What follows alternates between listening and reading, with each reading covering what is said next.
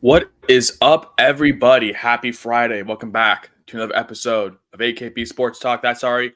I'm Kriya. It is Friday, September 27th here, the last Friday in September. Ari, it's gone way too soon. We're already hitting October. Obviously, we have a busy month next month with NBA coming back, the college basketball scene starting around the corner, obviously hockey around the corner, and obviously prime time for postseason baseball. We got pretty much midway point of college football and, of course, the NFL continuing on. But obviously, we got a big weekend ahead. First, we just got to do a recap of how we did yesterday. Obviously, I had my one play, the Salute Our Troops play, Army first half, -6.5. That was very sweat-free. It was a little sweat-free a little sweaty at the beginning, with Temple easily driving down the field, but late holding call brought back 6 points off the board, and it was just all Army from there. They took over. Their run offense was pretty much the factor that I was leaning on.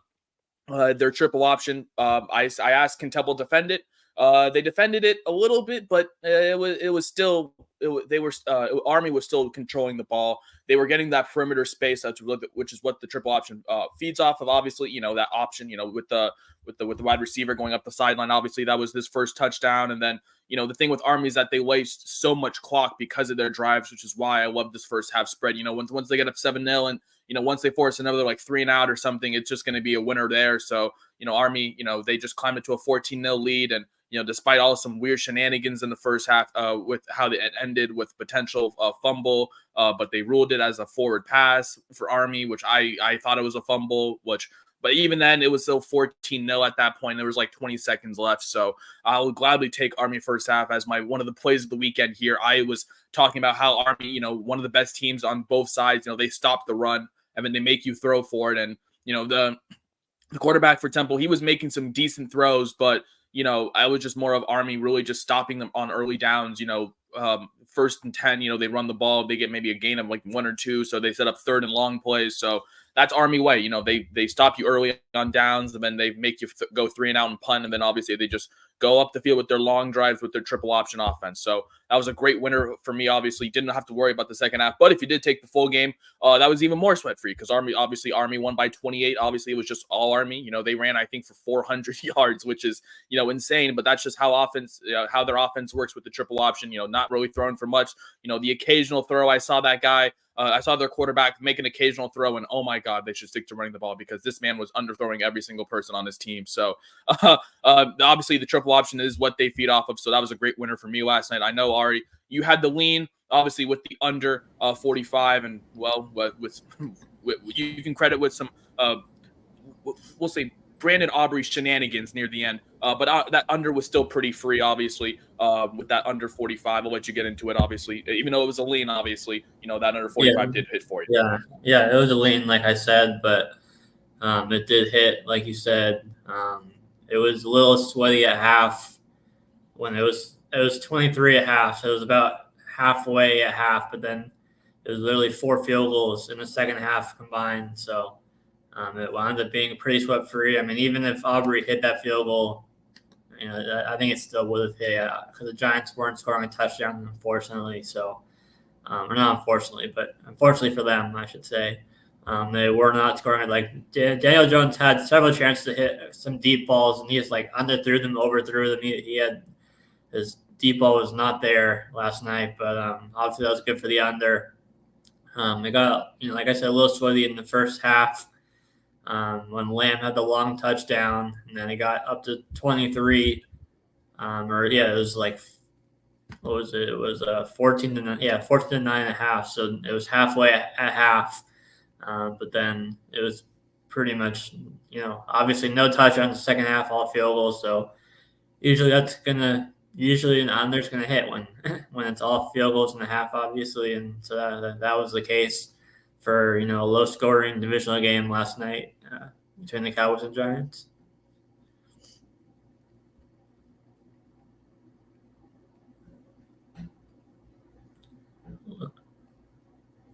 Back? Oh, I think I cut out here.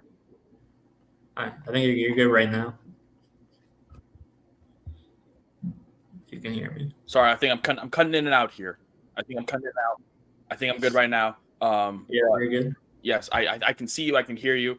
But yeah, I mean, going back to yesterday, just a Thursday Night Football, man. That's pretty much what. Just not pretty at all.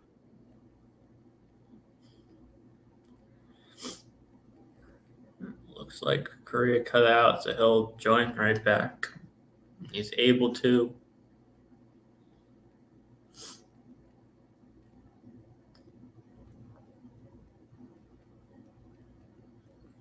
We're moving for now.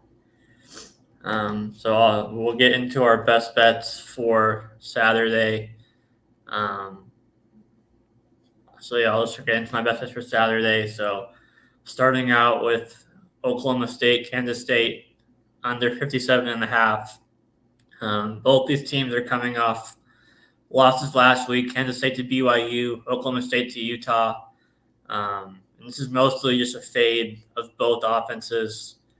We saw Kansas State against BYU when you can shut down or when you can contain them as a runner, which BYU did, and make Avery Johnson slowly pass, and you contain him as a runner. You can that's how you can stifle their offense for Kansas State. And then on the other end, I had Lafayette the under in Utah Oklahoma State because I was not a believer in the Oklahoma State offense overall. Bowman, and now this game's at Kansas State, where the Kansas State's defense plays better. I think that they can do enough. I mean, I lean Oklahoma State +5. I think they could win this game side-wise. But let's see. Yeah, Korea will be right back. But so like side-wise, I lean Oklahoma State +5. I like the under a little bit more for the game. Mostly just fading both offenses between Oklahoma State and Kansas State, like I was saying. And then I'll just go to my second play. I know, Korea, you like Oklahoma. I'm on the under in that game. I think it's the first career start for the backup for Oklahoma, going into SEC territory. I'm not a big believer in the Auburn offense. So, and then we were on Oklahoma the first half under with their defense. So I'm really just looking at the first career start on the road for the Oklahoma quarterback, for the backup behind Arnold, and then the Oklahoma defense against Auburn's offense that doesn't scare me, the most out of all teams. So mostly just fading Auburn's offense and then backing Auburn's defense at home in the first career start on the road for the quarterback for Oklahoma. And then the third play is a head-to-head between Curry and I. Illinois +18. We talk about how defense travels, and I think +18 is a little bit too much for a solid defense. Illinois on the road at Penn State. The line's kind of gone back and forth from what I've seen, between like 17-18. So not that big of a difference, just like a point or so. I'm mostly just backing the defense for Illinois to at least keep it within 17, let's just say in this case. 3 scores, 17 points. I think their offense can do just enough, even on the road, to keep it. I mean, the total, I think, was at like 48, so it's not super high. So even like a 27-13, something like that, to keep it within, using the total. So, yeah, those are my 3 plays for Saturday.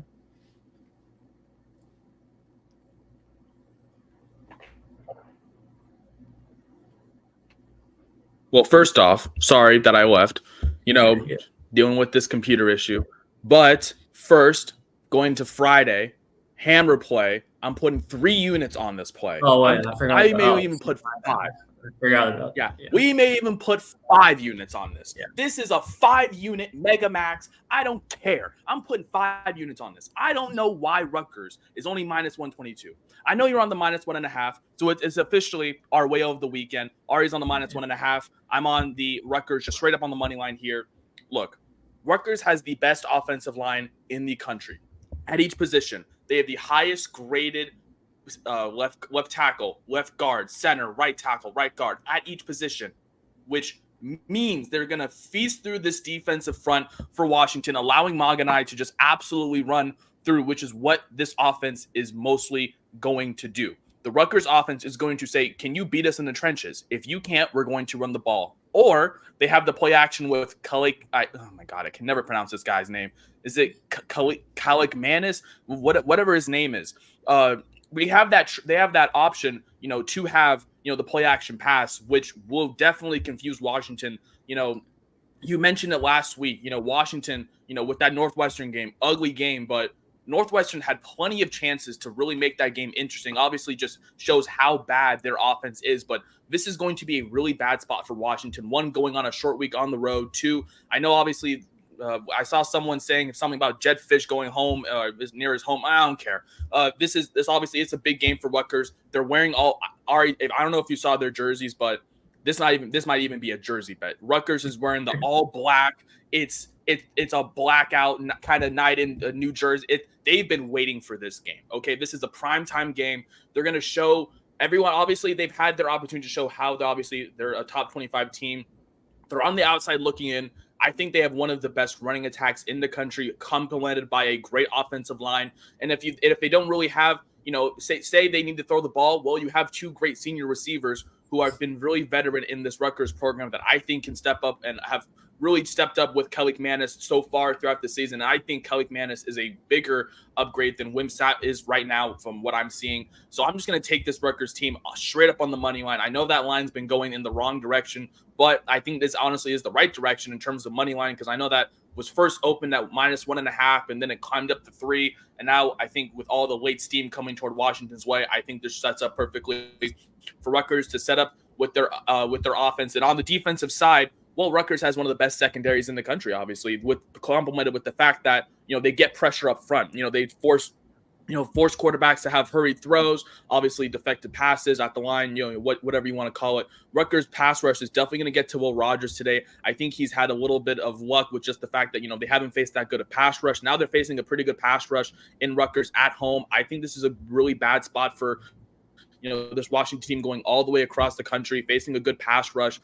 I'd say in terms of how they run their offense, not too similar, but obviously more similar in terms of, very ground pound heavy with Maganai. And then they occasionally use, Kalik Manis to use his arm. And for Washington, obviously, it's more of the arm. Obviously, we've seen Will Rogers, obviously, he's second in the Big Ten, in terms of passing. But, this is a Rutgers secondary that does not allow that many yards in the air. And especially at home, I think this is setting up for Rutgers just to absolutely run through, Washington. This is a BTA play for here. BTA stands for belt to ass. They are going to put belt to ass to Washington tonight. They're going to start running the ball. And here, I'll even put, if UW gets the ball first, they're going to force the 3 and out because their pass rush is going to be all over Will Rogers. Honestly, same thing at this point.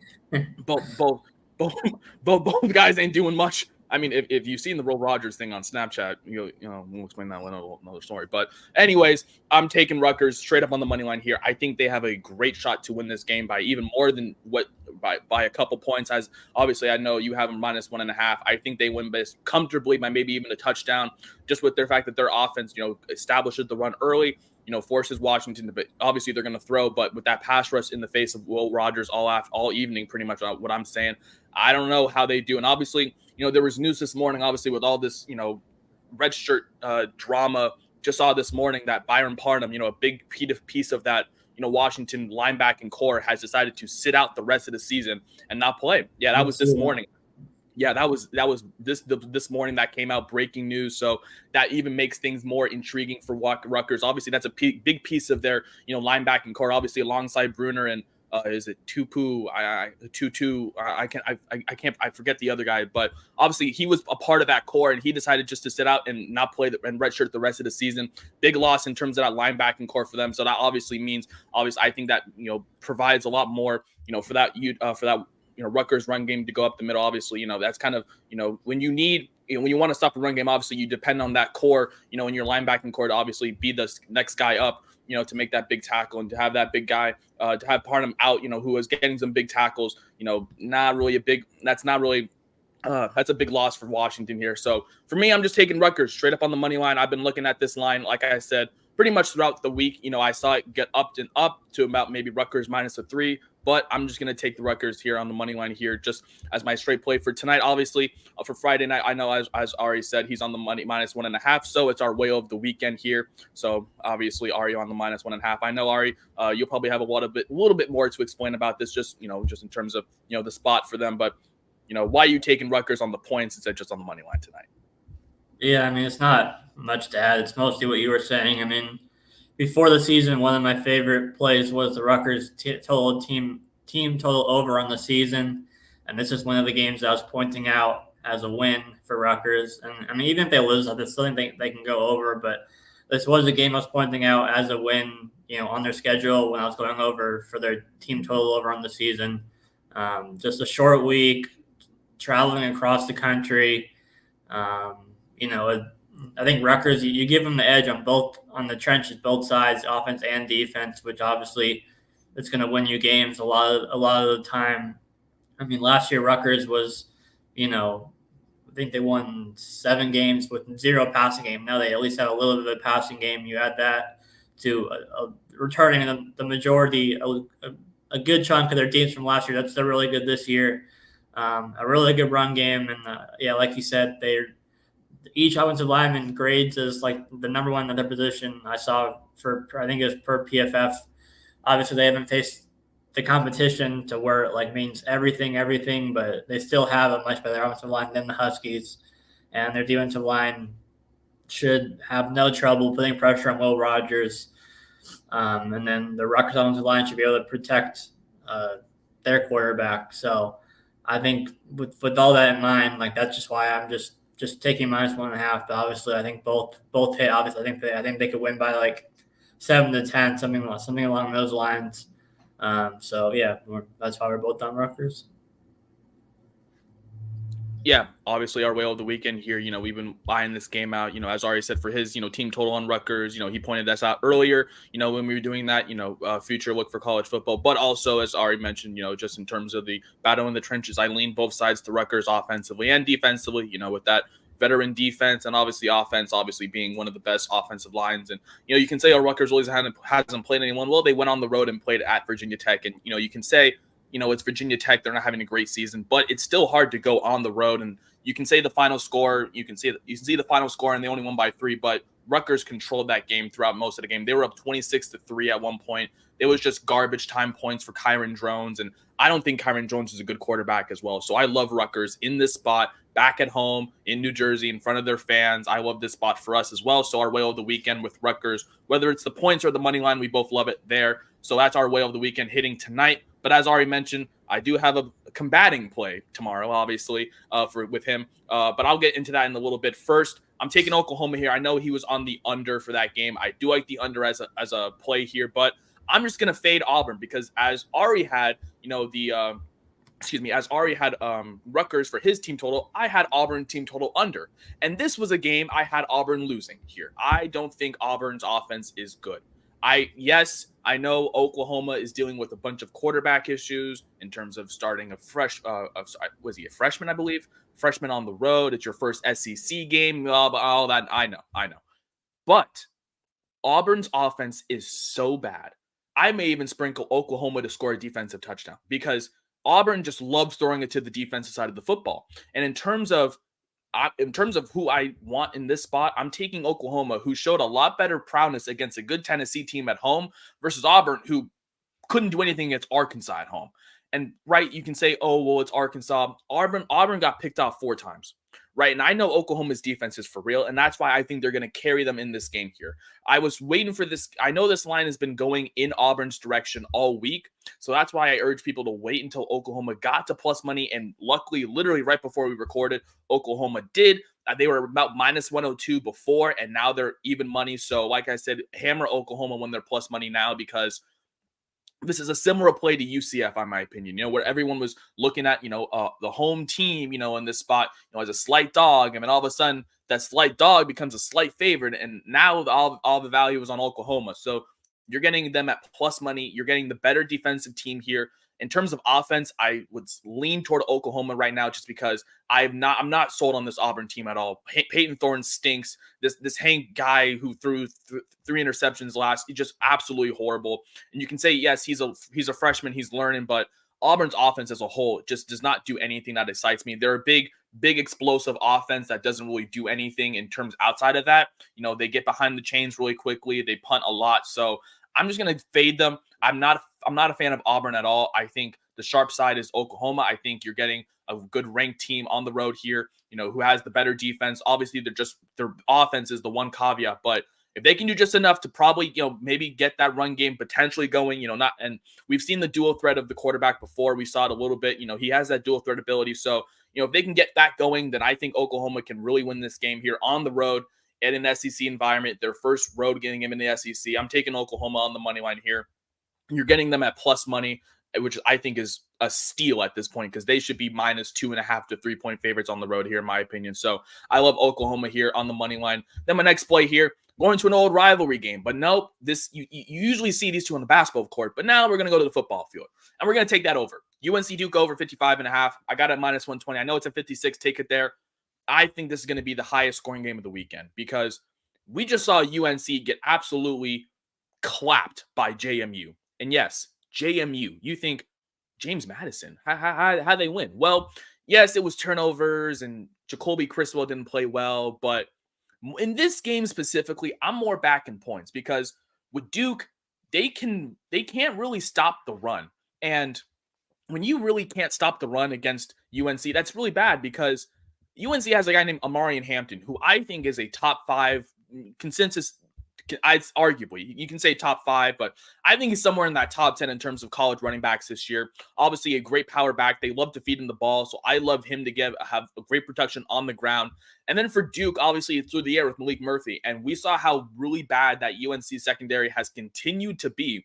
So I think Duke, obviously, is going to really on their pass with Malik Murphy. I think they can do it just enough. Obviously, this whole Hurricane Helene thing is really making things a little interesting, but I still like where that line is going. I still think that this is going to be a high-scoring game. You have it, and the best part is it's a rivalry game. Obviously, it's UNC and Duke, so we know it's a rivalry game pretty early in the season. I just think it's going to be a high-scoring game. I don't like a side here. Obviously, there's an angle with UNC on a bounce back after they just got hammered at home by JMU, but I don't really know how they do against Duke here in terms of their pass coverage, which is honestly pretty good. And then you look at Duke, and I think they have enough to do with just enough with their pass game. And I know they're going to make things interesting. So I'm just going to take an over. Obviously, with the rivalry game, you just got to take an over here. So I'm going to take the over between UNC and Duke at 55.5. Like I said, I'll take it up to 56 as well. And then in our combative play of the weekend, Ari's on Illinois plus 18. That's cute. I'm on Penn State minus 17.5, minus 122 here, right? Ari, I see why you're on Illinois, right? I can see why. Illinois defense, they just did their job, obviously, against a good team in Nebraska on the road, getting the outright win, obviously, when they were about 7.5-point dogs here. And that's great and all, but this is a bad spot for them. They got to go to Penn State. It's at, Happy Valley. They're a different breed of people up there. It's going to be loud. I believe this might be the whiteout game because of how their schedule looks. So if it is the whiteout game, then it's going to be rough for Altmaier in that road environment. But it's still a night environment in Happy Valley. I love this Penn State offense more lean on the run game. Obviously, with Singleton, we know they can throw the ball occasionally with Allard, but I don't think they're really going to need to throw the ball that much. I think Singleton really gets himself going in the run game. I know they have that I know they have that group in the back in terms of how they like to use all their backs, but I think Penn State gets things going on the ground. Ari, I saw the stat earlier in the season when I was talking about Penn State and West Virginia. Did you know when Penn State is favored from 6 to 24, they are 17-0 ATS? Makes you think a little bit here. Great streaks are meant to be broken at some point. You know what? That is true. And if this is what I think, was this the game that went into 8 overtimes last year, or was that the year before? I can't remember. But I know Illinois got the win, and I know Penn State's going to want their lick back here. So this might be a lick back / system / whiteout bet, whatever you want to call it here. I like Penn State here, minus 17.5. I know a lot of people like Ari, are on Illinois, and I see why, obviously, with terms of how their defense plays. But if Penn State really wants to win this game outright, I think they really do get their run game going. Obviously, we've seen Illinois in their pass coverage, one of the best secondaries in the country. And I obviously don't think they're going to target the air because Drew Aller a little inconsistent in the air. So I think they target the ground here. So I do like Penn State minus the 17.5, obviously. A little combative play between Ari and I. So, we do have our way of the weekend, and we got our crossover of the weekend here. And then finally, my final game for Saturday here, a little bit of a fun one here. I'm taking South Alabama first half here, plus 11.5, minus 118 here. Look, this is more just backing South Alabama's offense because, my God, this offense is insane. All right, I don't know if you've seen South Alabama play, but their OC, right? Their offensive coordinator, his name is Rob Ezel. I don't know if you remember this guy, right? I don't know if you probably never heard. You're probably, who the hell is this guy? Well, there's a certain video, right, coming out of the locker room where a certain guy was making fun of Nick Saban and his accent, right? He was doing it exactly correct, right? He was a white guy. You kind of remember him. That's that guy. Unbelievable, right? So he knows LSU, right? Because he played against LSU under Nick Saban. Right? So there's that little bit of, animosity there. And also on the top of that, I don't know if LSU, I don't know what is with LSU. They look like a good team one week, but then obviously they let up 20 something points to UCLA. Their pass defense does not look good, and I think South Alabama takes advantage of that. They have one of the best passing offenses in the country, ranked 20th. They put up points, right? We've seen them put up points before. I don't know if they're going to make this game fully interesting, full game, because with that spread being around 3 scores, I don't really like that in terms of the full game. This kind of reminds me of that USF game versus Miami last week in terms of how the first half was super, super close, but Miami took over in the second half, winning by 35. I think this is that similar spot here where I think if South Alabama is going to keep this game interesting, they're only going to keep it interesting for probably the first half. So that's why I'm taking their first half plus 11.5. I think they give LSU a scare. Honestly, I may sprinkle them as a live dog in the first half if they really, if they potentially are up by maybe if they get 3, if they score in their first possession, I'm definitely going to hammer their first half money line. I think they definitely have a great shot here, to potentially be leading at half, and then LSU makes this miraculous comeback in the second half, just in how terms of their offense is that good. I mean, they put up 87 and then I think 48. So mental math here, that's about 135 points in 2 weeks there. Oh my goodness. I love this South Alabama offense. They love to throw the ball. And LSU, they're a better defensive team on the ground. So obviously not in terms of the match what you want to see for LSU. So I'm just going to take I'm taking South Alabama on the first half spread plus 11.5. I think they could be a live dog in the first half as well. So those are my 4 picks for this Saturday, along with Ari's as we get closer to Sunday here. Oklahoma, UNC, Duke. My last 2, Penn State and South Alabama. Going to Ari's for Saturday one more time with both unders and both the Big 12 game between OK State and Kansas State, and then Oklahoma, Auburn in the SEC, and then our combative play of the weekend. He has Illinois plus the 18, Penn State minus 17.5. But of course, there's still one more day to go. We got Sunday bets, of course. I got 2 for you. First in the Sunday night football game, but first I'm going to go the afternoon game first. We're going to take the Chargers team total under 16.5 here, minus 125 on DraftKings. This is more of a fade of the Chargers offense as a whole because, one, there's been that whole Herbert, we don't know if he's healthy. Their signings are pointing toward positive, but even if he is, I don't want a half-healthy Herbert against the Steve Spagnuolo defense. I think when I always look at the Chiefs, I always like to see who they're facing, because if they're facing an offense that tends to struggle in terms of them moving the ball, it's going to be a long day for them because Spagnuolo loves to plan for opposing offenses, and we've seen it many times. We've seen them hold the Falcons 17 on the road. We've seen them, obviously they had that game against the Bengals, but the Bengals just always have the Chiefs number, so you can always say that. Game 1, we saw the Ravens, and, even though you can say it was a lucky last-second toe tap that made the Chiefs win, it was still rough for Lamar to get things moving here. So I'm just going to take the Chargers here, a very questionable offensive team. Obviously, not really many skill players outside of their running backs. We see obviously that whole play calling system is just all the same thing as the Ravens. So it's mostly just with Greg Roman running the ball, run down your throat. Pause. And then obviously on the other side, I know the Chiefs are going to win, but I don't want to just target the fact that the Chargers are going to have some trouble scoring here. Like I said, Herbert is not fully 100%. We don't know what the health status is.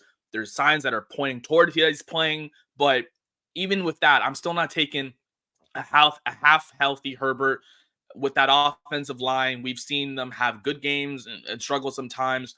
That run game has looked good, but at the same time, I don't know how it looks good, obviously, against a Chiefs defense that can really know how to stop the run, essentially, force the throw. And when you look at the skill receivers against that Chiefs defense, I'm always going to take the Chiefs defense 10 out of 10 times against those Chargers offensive skill weapons. So I think Chargers offense really struggles to get things going on Sunday with that Chiefs defense, especially with Spagnuolo, and he knows how to plan for a Chiefs offense or any opposing offense. So he knows that they're going to be running the ball a lot. So he's probably going to be stacking the box, forcing Herbert to throw, and then obviously bringing pressure when he does. Maybe, he gets injured or hopefully not. But, obviously, for this bet, we would like that. So, we have to potentially deal with a backup or a situation where they are just running the ball a lot more because of that.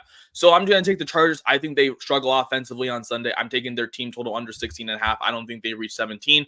I think we're looking at a great spot for a struggling offense who has a quarterback with some health issues against a good defense on the road here. So I'm taking the Chargers team total under 16.5 here.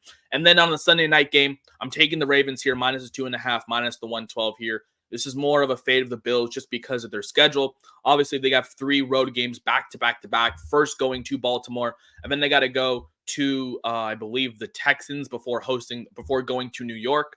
To the Jets, I should say.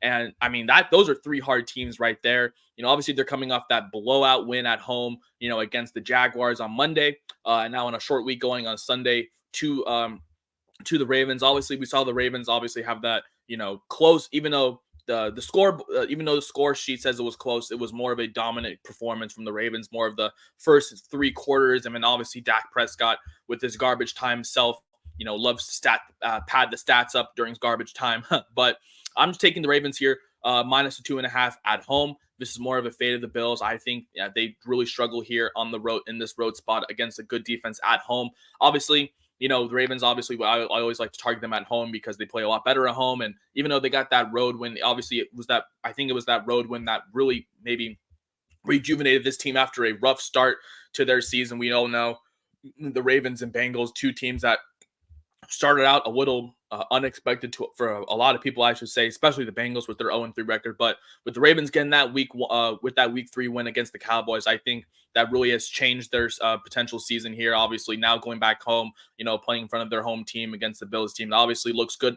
But obviously, there were some signs from Josh Allen that he was trying to throw to the defense or, just wanting to interception. So I think that regression probably comes down to earth here against a good Ravens defense at home. So I'm just taking the Ravens here. I'm on the spread here. I know obviously the money line is also in play, but I think the Ravens win by 3 or more here. Just with the just all the systems pointing toward the Ravens here. Obviously, the Bills very attractive as a road dog after that big blowout win, but I think the Ravens come back home and do take care of business. Obviously with their defense and obviously on their offensive side, they have that 2-headed duo of Lamar Jackson and Derrick Henry. Obviously, we know how they do, and obviously the Bills defense, they've looked good in weeks last week, but then obviously the weeks before we saw how they did against that dual threat option, with Kyle Murray, and they didn't look good at all with trying to contain Murray. So I don't know how they do trying to contain Lamar Jackson and the Bills and Derrick Henry. I mean, do we have to bring up the Josh Norman meme of him getting sent to the shadow realm?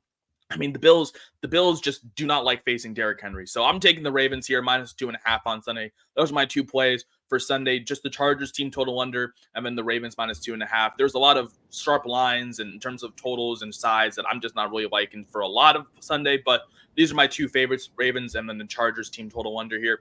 Ari, I know you got something cooked up for Sunday. What do you like for this NFL slate on Sunday?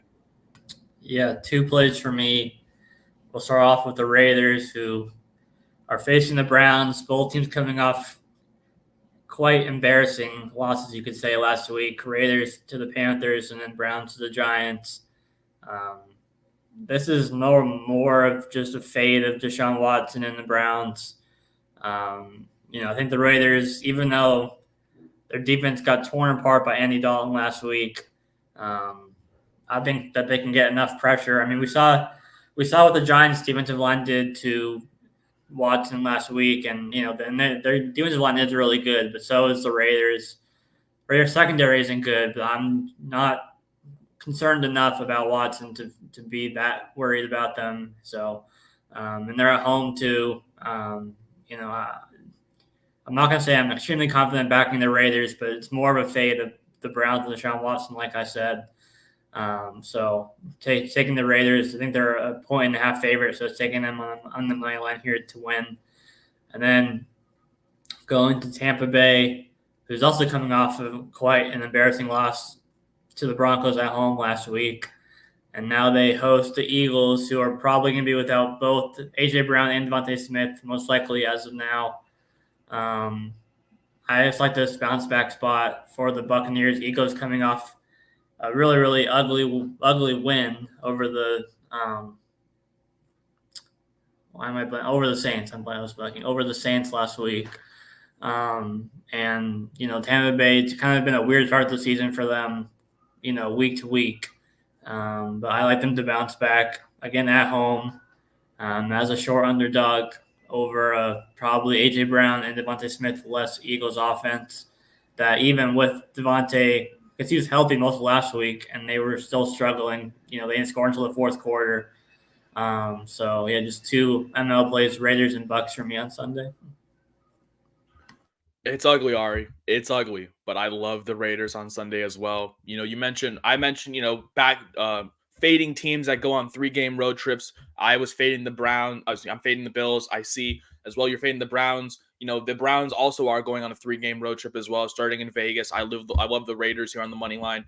You mentioned it's ugly just in terms of how both teams just lost embarrassingly last week. The Raiders, got their got punched in the mouth by Carolina, and then obviously the Giants, we saw them upset the Browns in Cleveland a week ago. But I don't really like this Browns team on the road as well. I love the Raiders at home. You mentioned their run game is great, their pass coverage is absolutely horrendous, but you're kind of forcing Deshaun Watson to throw the ball, and we've seen him have games where he is decent and have games where he can't even find the receiver. And, I think this game, Deshaun Watson struggles on the road here, obviously in this spot. You mentioned the Raiders. I think they do just enough to get the win here at home. So I like the Raiders on the money line for you. And then in an ugly game between, two teams that, one obviously having that bad loss at home for the Bucks against the Broncos, and then for the Eagles getting the late victory out on the road in New Orleans. You're back in the Bucks here. Obviously, there's all the injury news with the Eagles regarding AJ Brown, Devontae Smith, and even though you mentioned it last week, even though they didn't have AJ Brown, even with Devontae Smith, the Eagles offense just could not find any kind of rhythm against the Saints on the road here. And obviously, this is game 2 for them on the road, going to Tampa Bay here. I love the Bucks in this spot. I stayed away from this game just in terms of how close this line is and where this has been moving, but I do lean the Bucks here at home. I think they do get enough with potentially their ground game with using Bucky Irving a lot more. As we've seen him getting more and more touches out of the backfield. Obviously, Baker Mayfield looks like a good quarterback one week and a bad one the next week, but obviously against a weaker Philly coverage, I think he can do just enough, obviously with matchups for Mike Evans and Chris Godwin as well. So I do like the Bucks on the money line as well for you on Sunday. So those are our picks for the entire weekend. We're going to do a full recap here tonight. Obviously, our whale of the weekend kicks off with the Rutgers game. Obviously, we're both taking Rutgers. Ari's on the full game spread for the Rutgers. I'm just on the full game money line for Rutgers right now. So that's our play for our whale of the weekend for tonight. Obviously, Saturday, we got our plays for Saturday as well. I have 4 plays. Oklahoma straight up on the money line at even money. UNC Duke going over 55.5. South Alabama first half plus 11.5. And then my side of the Penn State Illinois war, as we like to call it, I'm on Penn State minus 17.5. And then Ari's picks on the other side, he's on OK State, K-State under. He's on the Oklahoma Auburn under. And then he's on the other side of the war taking Illinois plus the 18. And then finally for Sunday, we got some more picks, two of them from each of us. For me, I'm on the Ravens on the Sunday night game minus a 2.5, and then fading the Chargers offense, taking their team total under 16.5 points. And then for Ari, he's just on 2 money lines, back in the Raiders at home against the Browns and back in the Bucks at home against the Eagles. Obviously, you can find all of these plays and this video on our Twitter below, AKP Sports Talk. We'll have everything posted momentarily. And of course, we're going to be back for Monday. Obviously, we have a big game on Monday, but there are 2 big games on Monday for Monday Night Football between, you can say 1.5. You can say 1.5 between the Titans and Dolphins, obviously, the quarterback matchup we were all hoping for. Will Levis and Tyler Huntley, potentially. Oh, boy. And then, obviously, the Monday night matchup everyone is looking forward to between the Seahawks and Lions. We're going to have our best bets for those 2 games in our next video on Monday. But that's going to do it for this episode of the entire weekend slate. Of course, thank you guys so much for tuning in. That is Ari. I'm Kriya. We hope you have a great weekend and win some money, and we will be back on Monday.